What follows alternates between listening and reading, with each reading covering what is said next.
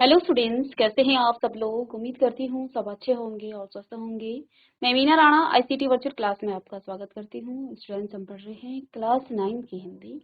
और बच्चों, इससे पहले हम पढ़ते थे क्लास 9 में क्षितिज भाग 1 और कृतिका भाग 1। अब नई एनसीईआरटी में आपकी एक कंबाइंड बुक प्रोवाइड की गई है और इस किताब का नाम है गंगा। क्लास 9th के लिए ये एक कंबाइंड बुक है और अब आपको एक ही किताब पढ़नी है, एक ही पाठ्य पुस्तिका आपको पढ़नी है। इससे पहले आप क्षितिज और कृतिका पढ़ते थे, तो इसमें आपके कुछ पुरानी जो बुक से चैप्टर हैं वो भी हैं और साथ में कुछ नए चैप्टर भी इसमें आए हैं। तो आइए पहले तो हम इस चैप्टर को, इस पूरी बुक को देख लेते हैं कि क्या क्या चैप्टर आप पढ़ने वाले हैं, कौन कौन से गद्य खंड और काव्य खंड इसी में आपको दिया गया है। तो कौन कौन से गद्य खंड आप पढ़ने वाले हैं, कौन कौन से आपके पास काव्य खंड हैं, इसको हम एक बार देख लेते हैं। आपकी नई किताब का नाम है गंगा और अब आपकी एक ही किताब लगेगी जिसमें आपको इसी को पढ़ना है। ठीक है, चलिएगा। तो हम सीधे बात करेंगे इसके टॉपिक पे, कौन कौन से कंटेंट आपके पास हैं, कौन कौन से आपके चैप्टर आपको पढ़ने हैं। चलिए, तो ये है आपका विषय क्रम और इस पाठ्य पुस्तिका में सबसे पहले आपके पास यहाँ पर गद्य खंड दिया गया है। दो पार्ट्स में से डिवाइड किया गया है, दो भागों में से विभाजित किया गया है, गद्य खंड और काव्य खंड।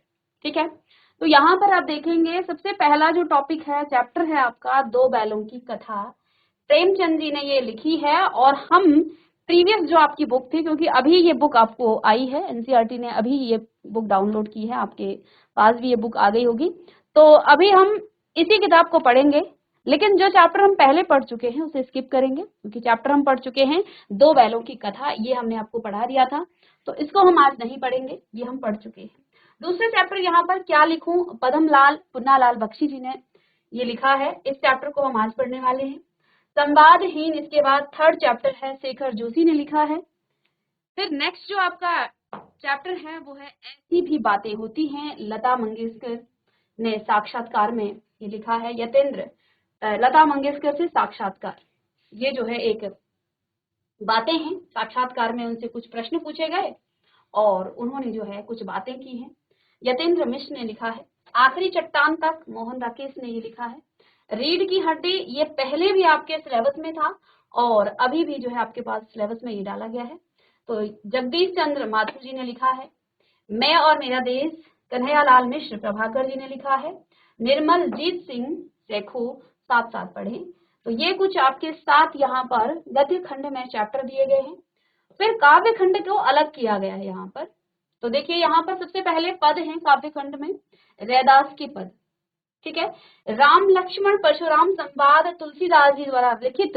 ये संवाद हम प्रीवियस लेक्चर में पढ़ चुके हैं, जो कि पहले भी आपके पास था और अभी भी काव्य खंड में ये आपका है, राम लक्ष्मण परशुराम संवाद।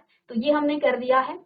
इसके बाद आपका भारती जय विजय करे, सूर्यकांत त्रिपाठी निराला जी ने लिखी है। झांसी की रानी सुभद्रा कुमारी चौहान, क्लास 6 में भी आपने पढ़ा है, तो झांसी की रानी अब आपके क्लास 9th में भी आ गया है। और घर की याद, भवानी प्रसाद मिश्र ने लिखा है। तो ये कुछ आपके काव्य खंड के टॉपिक हैं और साथ में आपके गद्य खंड के टॉपिक हैं। आप चाहें तो अगर आपके पास बुक प्रोवाइड नहीं हुई है तो आप यहाँ से अपने गद्य खंड और काव्य खंड के चैप्टर भी नोट कर सकते हैं कि क्या क्या हमें यहाँ पर पढ़ना है। तो जब भी आप कोई नई बुक पढ़ते हैं तो सबसे पहले तो आप कंटेंट देखते हैं, उसमें क्या क्या चीजें हैं, क्या क्या चीजें हमें पढ़नी है। तो चलिए, तो ये आपके कुछ टॉपिक थे। तो जैसा कि हमने कहा कि दो बैलों की कथा प्रेमचंद जी द्वारा लिखित, ये चैप्टर हम पढ़ चुके हैं, पढ़ा चुके हैं। और क्योंकि ये पहली आपकी क्षितिज बुक में भी था तो उसे हम पढ़ चुके हैं। फिर हमने राम लक्ष्मण परशुराम संवाद भी पढ़ लिया है, ये भी आपकी क्षितिज बुक में था, तो इसलिए इसको भी हम पढ़ चुके हैं। तो जो चैप्टर आप पढ़ चुके हैं उसे दोबारा हम नहीं करेंगे, तो इसे आप जल्दी से नोट कर लीजिएगा।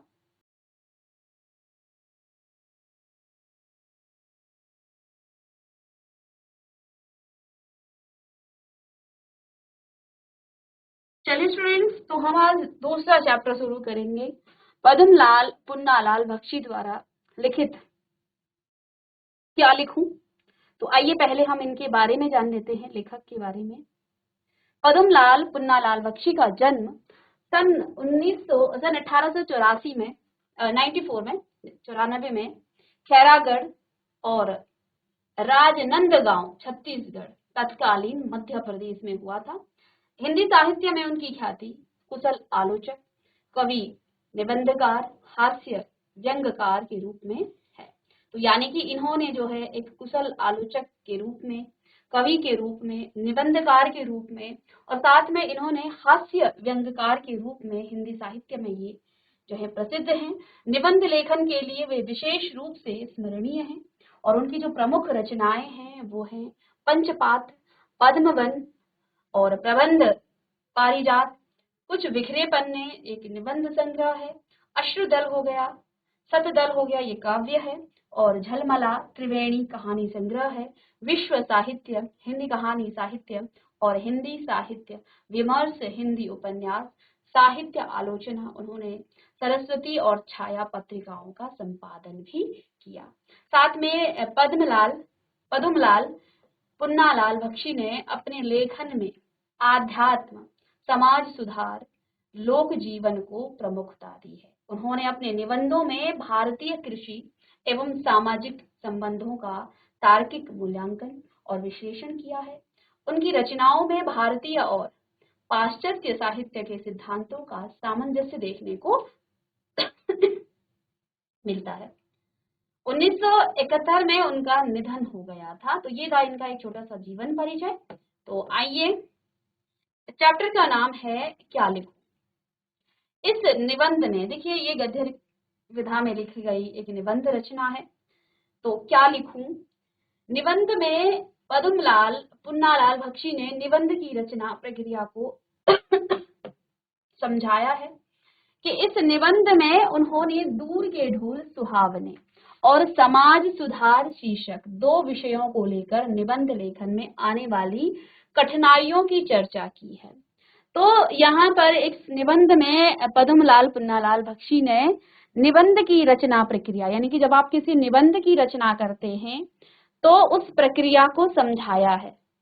इस निबंध में उन्होंने दूर के ढोल सुहावने, यानी कहते हैं ना कि दूर के ढोल सुहावने होते हैं, यानी कि जो दूर की चीजें होती है वो अच्छी लगती हैं, लेकिन जब आप नजदीक जाते हैं तो वो भी इतनी अच्छी नहीं होती है जितनी दूर से दिखती हैं। साथ में समाज सुधार शीर्षक दो विषय को लेकर निबंध लेखन में आने वाली कठिनाइयों की चर्चा की है कि जब आप किसी निबंध को लिखते हैं तो आपको उस निबंध को लिखने में क्या क्या कठिनाइयों का सामना करना पड़ता है। निबंध की रचना प्रक्रिया में के संबंध में विभिन्न विद्वानों के विचारों का उल्लेख करते हुए उन्होंने निबंध लिखने के आदर्श तरीके को खोजने का प्रयत्न रोचक और सरल ढंग से किया है। तो वास्तव में वो यहाँ पर क्या बता रहे हैं कि किसी निबंध को जब आप लिखते हैं तो क्या क्या कठिनाइयां आपको निबंध लिखने में आती हैं, और जब आप किसी निबंध की रचना करते हैं तो इस प्रक्रिया के संबंध में विभिन्न विद्वानों के विचारों का उल्लेख करते हुए उन्होंने निबंध लिखने के आदर्श तरीकों को खोजने का प्रयत्न जो है रोचक और सरल ढंग से किया है कि जब आप कोई निबंध लिखते हैं तो यहाँ जो है कुछ तरीके आपको बताए हैं। लेखक ने अपने विचारों को प्रकट करने के लिए साहित्यिक और सांस्कृतिक संदर्भों का अत्यंत प्रभावी ढंग से प्रयोग किया है। इस निबंध को आत्मपरक शैली, जिसमें लेखक स्वयं पाठकों से संवाद करता है, इसे अधिक जीवंत, आत्मीय और प्रभावशाली बनाती है। आइए निबंध लेखन की अन्य प्रक्रियाओं को समझने के लिए पढ़ते हैं क्या लिखूं। तो देखिए जब आप कुछ लिखते हैं, अब देखिए क्या लिखूं, कौन, ये जो प्रश्न है, जब भी आप भी कभी किसी एग्जाम में बैठते हो, किसी परीक्षा में आप बैठते हो, किसी टॉपिक पर आपको दिया जाए कि आपको निबंध लिखना है, तो आपके माइंड में, आपके दिमाग में ये प्रश्न आता है कि आखिर मैं क्या लिखूं इसमें। यानी कि निबंध का मतलब क्या होता है, आपके पास एक टॉपिक दिया जाता है, आपको बहुत सारे शब्द लिखने होते हैं, वाक्य लिखने होते हैं उस पर्टिकुलर विषय पर, या कुछ जो भी आपके पास दिया गया हो टॉपिक, तो आपके मन में एक प्रश्न उठता है कि मैं इस टॉपिक पर क्या लिखूं। ठीक है, तो जो कठिनाइयां किसी निबंध को लिखने में आती हैं उसी की यहाँ चर्चा कर रहे हैं लेखक। कहते हैं कि जब आप किसी निबंध को लिखते हैं तो आपको किन कठिनाइयों का सामना करना पड़ता है, और साथ में यहाँ पर उसके कुछ विचार आपके सामने वो उल्लेख कर रहे हैं, प्रस्तुत कर रहे हैं तो इन्होंने जो है बड़े प्रभावी ढंग से आपके सामने जो है इसका वर्णन किया है। तो आइए इस निबंध लेखन की जो अन्य प्रक्रियाएं हैं उनको समझने के लिए हम पढ़ते हैं क्या लिखूं। तो लेखक एक निबंध लिखते समय क्या क्या कठिनाइयां हमारे सामने आती हैं, क्या क्या हम सोचते हैं, और उस निबंध को आप कैसे एक प्रभावी तरीके से, प्रभावी ढंग से आप लिख सकते हैं, ये हम इस निबंध से पढ़ेंगे। तो देखिए क्या लिखूं, तो इन्होंने क्या लिखूं पर ही एक निबंध लिख दिया। कहते हैं मुझे आज लिखना ही पड़ेगा। अंग्रेजी के प्रसिद्ध निबंध लेखक एजी गार्डिनर का कथन था कि लिखने की एक विशेष मानसिक स्थिति होती है। उस समय मन में कुछ ऐसी उमंग सी उठती है, हृदय में कुछ ऐसी स्फूर्ति सी आती है, मस्तिष्क में कुछ ऐसा आवेग सा उत्पन्न होता है कि लेख लिखना ही पड़ता है। उस समय विषय की चिंता नहीं रहती, कोई भी विषय हो उसमें हम अपने हृदय के आवेग को भर देते हैं।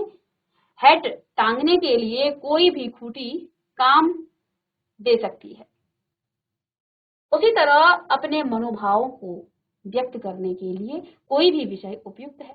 असली वस्तु है या हेड, खूंटी नहीं। इसी तरह मन के भाव ही तो यथार्थ वस्तु है, विषय नहीं। तो अब देखिए यहाँ पर लेखक कहते हैं कि आज मुझे लिखना ही पड़ेगा, क्योंकि अंग्रेजी के जो प्रसिद्ध निबंध लेखक थे एजी गार्डनर, उनका कथन है कि लिखने की एक विशेष मानसिक स्थिति होती है। अब आप देखिए, जब भी आप किसी परीक्षा भवन में किसी कक्ष में बैठते हैं और आपको कोई टॉपिक दिया जाता है और आप स्वतंत्र होते हैं, देखिए जब आप किसी के सहारे रहते हैं, किसी बुक के सहारे, किसी किताब के सहारे, या हो सकता है कभी कभी आप पेपर में किसी दूसरे अपने ही सहपाठी के सहारे रहते हैं, तो उस समय आपका दिमाग काम नहीं करता है। आप लेखने की उस चरम सीमा तक नहीं पहुंच सकते हैं जब तक आपके साथ जो है कोई सहारा बन के रहता है। तो आप अपने मन के भावों को, अपने मन के विचारों को नहीं लिख सकते हैं। लेकिन जब आपको स्वतंत्र छोड़ा जाता है, जब आप जो है बिल्कुल स्वतंत्र होते हैं, कोई भी आपके साथ सहारा नहीं होता है, ना कोई किताब है, ना कोई आपका साथी है, ना कोई टीचर है, और आप लिख रहे हैं, आपके पास एक टॉपिक है, तो उस समय देखेंगे आप, आपकी जो मानसिक स्थिति होती है ना, वो एक विशेष स्थिति होती है और आप अच्छा भी लिख पाते हैं। आप देखना कि कभी भी आपके साथ जो है जब किताब हो या आपके पास कोई कुछ भी आपको जो है सहारा दिया जाता है, तो आप इतना अच्छा नहीं लिख पाते हैं। लेकिन जब आपको एकदम फ्री छोड़ा दिया जाए, आपके पास पता है कि आपको अपने मन से, अपने विचारों से ही कुछ लिखना है, तो आप बहुत अच्छा भी लिख पाते हो। तो यहाँ पर कहते हैं लेखक कि अंग्रेजी के जो प्रसिद्ध निबंध लेखक थे एजी गार्डिनर का जो कथन था, वो कहते हैं कि लिखने की एक विशेष मानसिक स्थिति होती है, क्योंकि उस समय मन की कुछ ऐसी उमंग सी उठती है। जब आप लिखते हो तो आपके मन में जो है कुछ विशेष उमंग सी उठती है, हृदय में कुछ ऐसी स्फूर्ति सी आ जाती है, और जब आप स्वयं के भरोसे, आप अपने मन के विचारों को, जैसे आपने जल प्रदूषण पर लिखना है, तो आपका दिमाग जो है चारों तरफ जो है जाता है कि क्या क्या मैं लिखूं, और आपके मन में यही प्रश्न आता है कि मैं क्या लिखूं, इस निबंध में मैं क्या क्या लिख सकता हूं। तो आपके विचार कई तरीके से जो है वो पूरा विचरण करते हैं और आपके अंदर जो है एक स्फूर्ति सी आ जाती है, मस्तिष्क में कुछ ऐसा आवेग सा उत्पन्न होता है, आपका दिमाग जो है एक आवेग सा करता है कि लेख लिखना ही पड़ता है। तो आपको जो है इन सब चीजों से तो है कुछ ना कुछ लिखना ही पड़ता है। उस समय विषय की चिंता नहीं रहती है, आपको उस समय कोई विषय की चिंता नहीं है। कोई भी विषय हो उसमें हम अपने हृदय के आवेग को भर ही देते हैं। तो आपके पास कोई भी टॉपिक हो, कोई भी विषय हो, तो आप अपने मन के आवेग को उसमें भर ही देते हैं, ठीक है ना। और हैंड टांगने के लिए कोई भी खूंटी काम दे सकती है। उसी तरह अपने मनोभावों को जो है व्यक्त करने के लिए कोई भी विषय उपयुक्त है। असली जो वस्तु है हैंड, खूंटी नहीं। इसी तरह मन के भाव ही तो यथार्थ वस्तु है, विषय नहीं है। तो हमारे जो मन के भाव हैं वही तो यथार्थ वस्तु है, कोई विषय नहीं, ठीक है। तो वो विषय कुछ भी हो, हम क्या करते हैं उस विषय पर लिख देते हैं, और वो विषय कहाँ से लिखते हैं, हम अपने मन के विचारों से, अपने मन के भावों से उसे लिख पाते हैं। गार्डिनर साहब के इस कथन की यथार्थता में मुझे संदेह नहीं, पर मेरे लिए कठिनता यह भी है कि मैंने उस मानसिक स्थिति का अनुभव ही नहीं किया जिसमें भाव अपने आप उत्थित हो जाते हैं। तो यहाँ पर लेखक ने कहा है कि जो गार्डनर साहब ने ये कथन कहा है, उनकी इस यथार्थता पर मुझे संदेह नहीं है कि उन्होंने जो कहा है वो बिल्कुल सत्य है। पर मेरे लिए कठिनाई यह है, कहते हैं मेरे मन की जो कठिनाई है वो यह है कि मैंने उस मानसिक स्थिति का अनुभव ही नहीं किया है जिसमें भाव अपने आप उत्थित हो जाते हैं।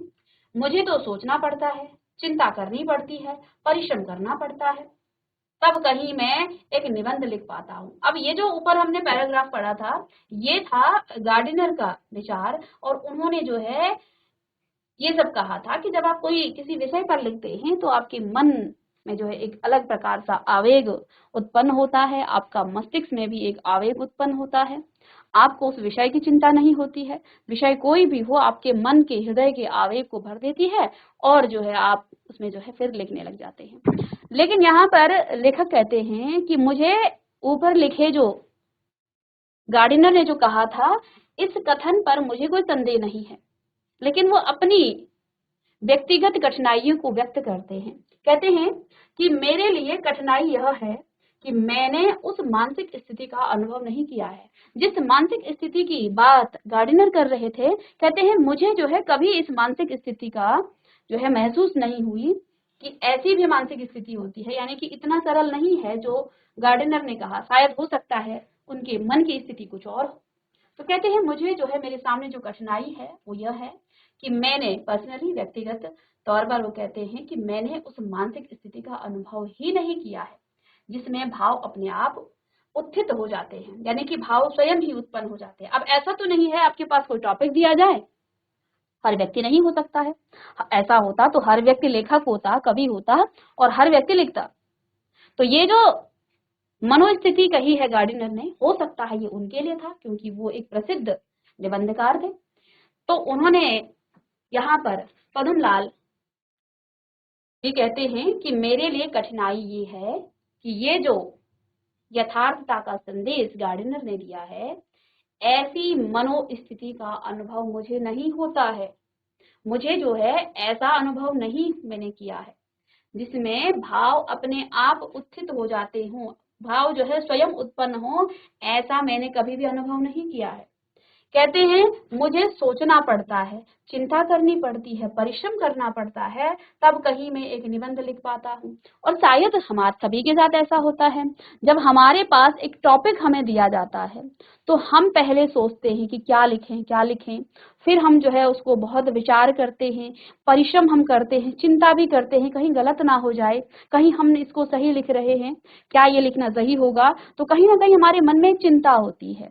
तो इसी कठिनाई को यहाँ पर हमारे सामने प्रस्तुत कर रहे हैं लेखक। कहते हैं कि मैंने इस तरह की मनोस्थिति का अनुभव नहीं किया है, जैसा गार्डनर ने कहा है कि जब आपके सामने एक टॉपिक दिया जाता है, कोई विषय दिया जाता है, तो आपके मन के भाव जो है उमड़ करके आते हैं, उमंग सी आपके अंदर जो है स्फूर्ति सी आ जाती है, आपके मस्तिष्क में एक जो है अलग प्रकार का आवेग सा उत्पन्न हो जाता है।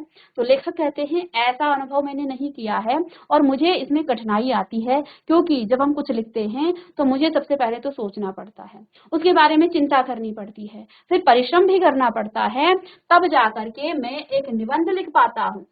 तो लेखक ने अपनी कठिनाई बताई कि गार्डनर ने जो कहा, ऐसी मनोस्थिति जो है मैंने ऐसा अनुभव नहीं किया है जिसमें भाव अपने आप उत्थित हो जाते हैं, अर्थात स्वयं ही उत्पन्न हो जाते हैं। ऐसा कभी आपके साथ हुआ है? ऐसा कुछ लोगों के साथ होता है। देखिए, उनके मन के जो भाव और विचार होते हैं, वो किसी टॉपिक को देखते हैं और तुरंत से, आपने देखा होगा कोई कवि जो है कहीं पर भी जो है वो कुछ लिख लेता है, जो आप लेखक होता है वो कहीं पर भी किसी भी टॉपिक पर वो कुछ लिख लेता है। तो ये उसके मन के विचार होते हैं, उसकी दृष्टि। ठीक है। तो एक कहावत भी है कि जहां न पहुंचे रवि वहां पहुंचे कवि, यानी कि जहां जो है सूर्य की किरणें नहीं पहुंच पाती हैं, उस सोच को जो है एक कवि जो है उसे जो है क्या कर देता है, उसका वर्णन कर देता है, वहां तक वो पहुंच जाता है। तो इसमें जो है लेखक कहते हैं कि मैं इतना महान नहीं हूं कि कोई टॉपिक मेरे सामने आ जाए और मुझे कोई निबंध लिखना हो और मेरे टॉपिक मेरे सामने आने पर ही मैं स्वयं जो है उन विचारों में खो जाऊं, तरह की बात जो है गार्डनर ने की है, ऐसा मेरे साथ नहीं होता है। मेरी कठिनाई ये है कि मुझे सोचना पड़ता है, मुझे चिंता करनी पड़ती है, और जिस भाव की जो है गार्डनर ने बात की, वो भाव स्वयं मेरे मन में उत्पन्न नहीं होते हैं, बल्कि मुझे परिश्रम करना पड़ता है, और इतना सब कुछ करने के बाद तब कुछ मैं कुछ लिख पाता हूँ। तो अपनी कठिनाई बता रहे हैं कि जब वो निबंध लिखते हैं तो कहते हैं तब जाकर के कहीं मैं एक निबंध लिख सकता हूँ। आगे बताते हैं, आज तो मुझे विशेष परिश्रम करना पड़ेगा। तो अब कुछ लिख रहे हैं, कहते हैं कुछ लिखने के लिए अब तो मुझे क्या करना पड़ेगा, एक विशेष प्रकार का परिश्रम मुझे करना पड़ेगा। क्यों करना पड़ेगा, कहते हैं क्योंकि मुझे कोई साधारण निबंध नहीं लिखना है। कहते हैं मुझे कोई साधारण सा निबंध नहीं लिखना है जिसमें मुझे परिश्रम न करना पड़े। आज मुझे नमिता और अमिता के लिए आदर्श निबंध लिखना होगा। नमिता का आदेश है कि मैं दूर के ढोल सुहावने होते हैं इस विषय पर लिखूं। तो यहाँ पर जो है उनके दो टॉपिक पर उनको लिखना है। सबसे पहले नमिता और अमिता के लिए आदर्श निबंध उनको लिखना है। नमिता का आदेश है कि मैं दूर के ढोल सुहावने होते हैं। तो हमने पहले भी डिस्कस किया कि यहाँ पर दो चीजों पर वो जो है यहाँ पर लिख रहे हैं।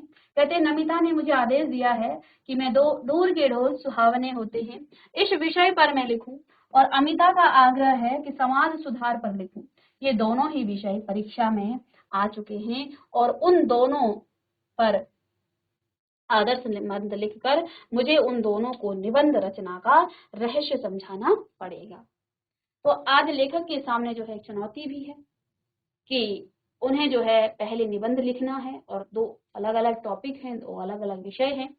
तो ये दोनों ही जो विषय हैं ये परीक्षा में आ चुके हैं, और उन दोनों पर आदर्श निबंध लिखकर मुझे जो है उन दोनों को निबंध रचना का रहस्य भी समझाना है कि जब आप किसी निबंध की रचना करते हैं तो आपको जो है किन किन बातों का ध्यान रखना चाहिए, किन किन चीजों के पर आप जो है चर्चा करेंगे। तो देखिए, किसी विषय पर लिखने के लिए आपके पास बहुत सारी चीजें होती हैं। तो जब आप किसी निबंध को लिखते हैं तो निबंध लिखने के लिए आपको किन किन विषय पर, किसके किस पक्ष पर ज्यादा बात करनी होती है ना। तो अब आइए, दूर के ढोल सुहावने अवश्य होते हैं, पर क्या वे इतने सुहावने होते हैं कि उन पर 5 पेज लिखे जा सके। इसी प्रकार जिस समाज सुधार की चर्चा अनादिकाल से लेकर आज तक होती आ रही है, और जिसके संबंध में बड़े बड़े विज्ञों में भी विरोध है, उसको मैं 5 पेज में कैसे लिखूं। तो देखिए, दूर के ढोल सुहावने होते हैं। कहते हैं दूर के जो ढोल हैं वो सुहावने अवश्य होते हैं, पर क्या वो इतने सुहावने होते हैं कि उन पर 5 पेज लिखा जा सके। इस प्रकार समाज सुधार की जो चर्चा है अनादिकाल से लेकर आज तक होती आ रही है, जिसके संबंध में बड़े बड़े विज्ञों में भी विरोध है, क्या उसको मैं 5 पेज में लिख सकूं। अब देखिए, जब भी आप निबंध लिखते हैं तो आपके सामने बेटा या तो एक बहुत छोटा टॉपिक होगा जिसमें आपको बहुत सारा लिखना होगा, जैसे कि यहाँ पर लेखक के सामने चुनौती है कि दूर के जो ढोल होते हैं वो सुहावने अवश्य होते हैं, लेकिन क्या मैं उसमें इतना लिख सकता हूँ कि 5 पेज में पूरा करूं। लेकिन अब इसमें दूसरा टॉपिक क्या है, समाज सुधार। तो समाज सुधार का जो कार्य है वो आदि अनंत काल से चल रहा है।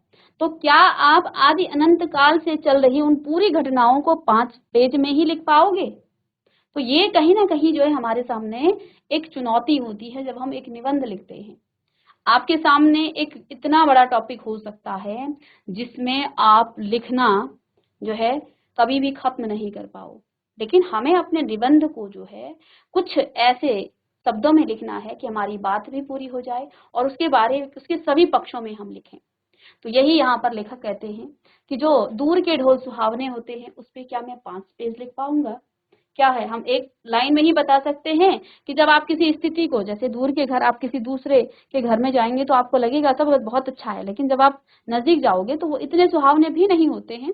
सबको ऐसा लगता है कि दूर के जो है लोग हैं, या दूर का जो आप दूर से जो कोई भी चीज आप देखते हो तो आपको अच्छा लगता है, लेकिन जब आप नजदीक जाते हो वास्तविकता तो आपको तभी पता चलती है। तो इसमें आप 5 पेज क्या लिखोगे? तो यही आपका एक निबंध लिखने का तरीका है कि आप एक छोटी सी बात को आप बहुत बढ़ा चढ़ाकर कैसे लिखें, उसके सभी पक्षों को आप लिखते हैं, निबंध आपने भी लिखा होगा। तो आप निबंध लिखने के लिए उस टॉपिक के सभी पक्षों को सबसे पहले आप उसके बारे में लिखेंगे, उसका इंट्रोडक्शन आप बताएंगे, फिर आप उसके सकारात्मक, नकारात्मक, उसकी लाभ, हानि, सभी चीजों को बताएंगे, ठीक है ना। तो ये सारी बातें यहाँ पर लेखक बताते हैं कि उसको मैं 5 पेज में कैसे लिखूं।